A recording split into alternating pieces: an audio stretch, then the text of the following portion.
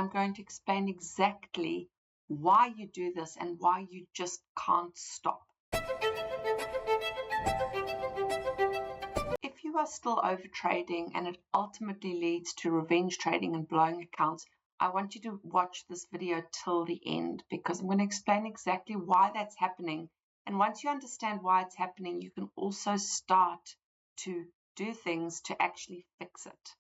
So when overtrading starts, it's actually very, very difficult to stop. And this can escalate into blowing your account.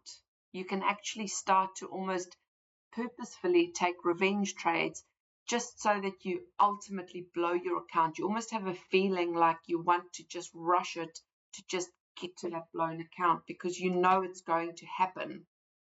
And as much as you've tried, you can't stop your overtrading. And so you almost force it just to blow that account so that it's done. And it feels almost like a relief. Why does this happen? Well, it is a relief.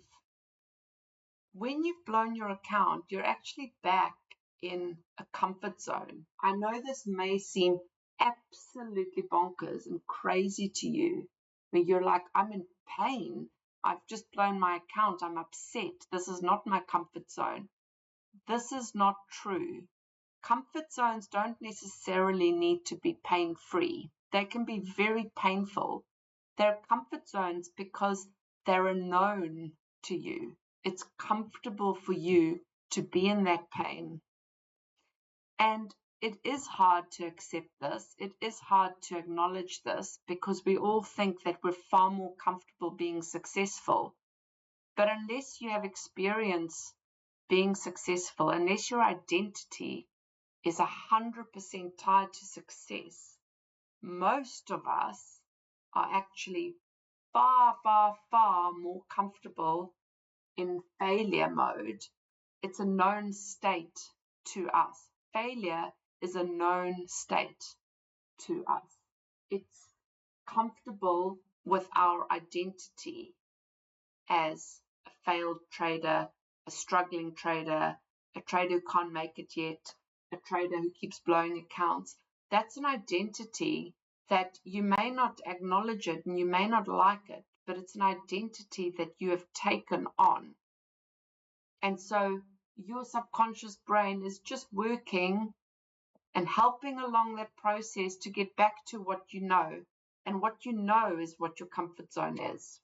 So if you don't every day do work on your future success, do work on believing in your success, do work on what it feels like to be successful, do work on what does a successful identity as a trader look like and feel like. If you're not convincing your brain of that success, it believes that your comfort zone, your known identity is failure, and your brain will help you to get there. It's proven. The proof is in how it feels.